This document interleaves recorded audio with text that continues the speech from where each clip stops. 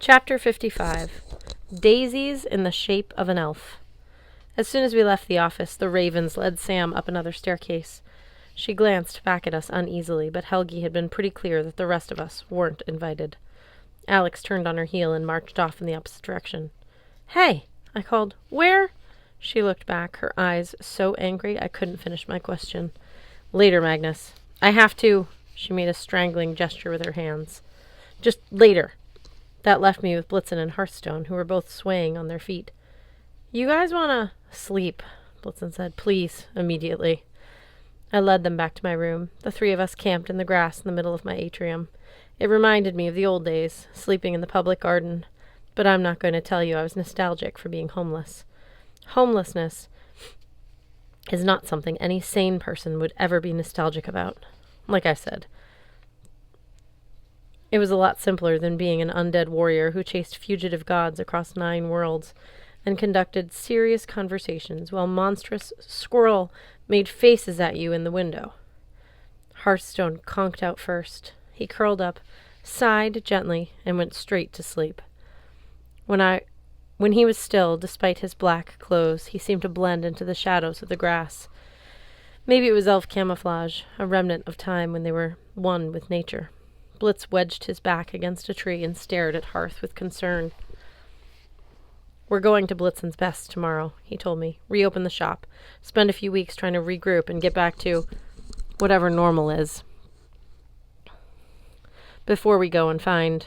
The prospect of taking on Loki again was so daunting, he couldn't even finish the thought. I felt guilty that I hadn't considered Hearthstone's grief in the past few days.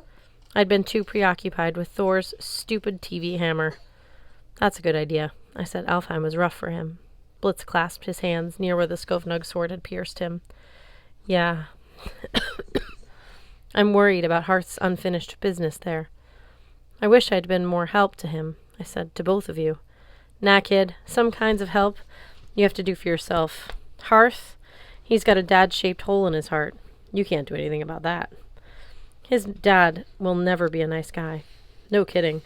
But Hearth has to come to terms with that. Sooner or later, he'll have to go back and face him. Get his inheritance ruined back, one way or another. When and how that will happen, though?" He shrugged, helplessly.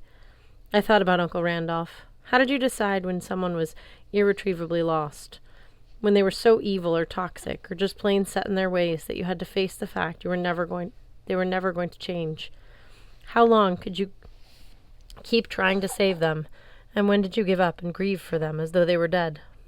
It was easy for me to advise Hearthstone on his father. The dude was way past horrible. But my own uncle, who had gotten me killed, stabbed my friend, and freed the god of evil, I still couldn't quite bring myself to write him off. Blitzen patted my hand. "Whatever happens, kid, we'll be ready when you need us. We'll see this through. Get Loki back in chains, even if I have to make those chains myself." "Yours would be a lot more fashionable," I said. Blitz's mouth twitched.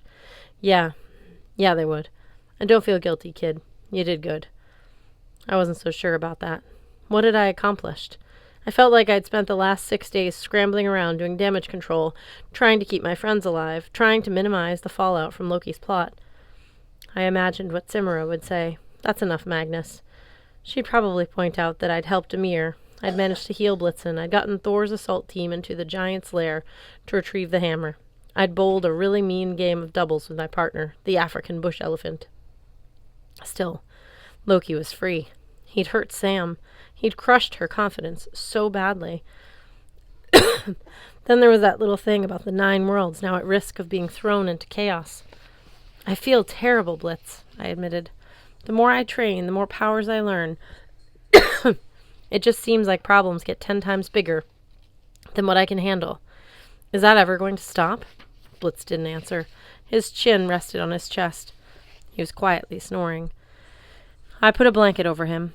I sat for a long time watching the stars through the tree branches and thinking about holes in people's hearts.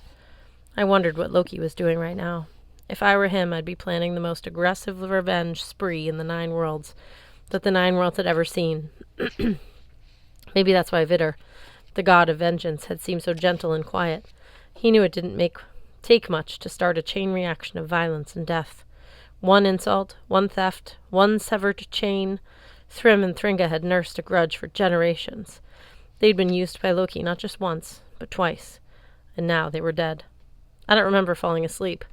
When I woke up the next morning, Blitz and Hearth were gone. A bed of daisies bloomed where Hearthstone had slept.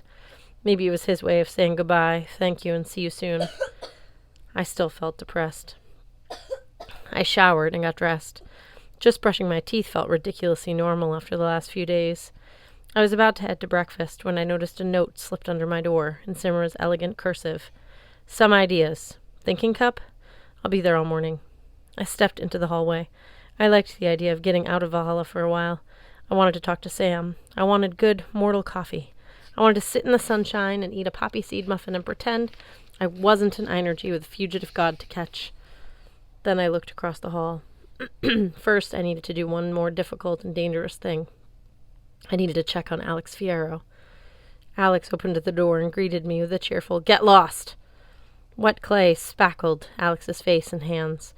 I glanced inside and saw the project sitting on the potter's wheel. Dude! I stepped inside. For some reason, Alex let me. All the shattered pottery had been cleaned up. The racks were filled with new pots and cups, just drying and still unglazed.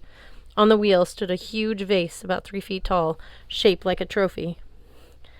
I grinned. "For Sif?" Alex shrugged. "Yeah, if it turns out okay." "Is this gift ironic or serious?"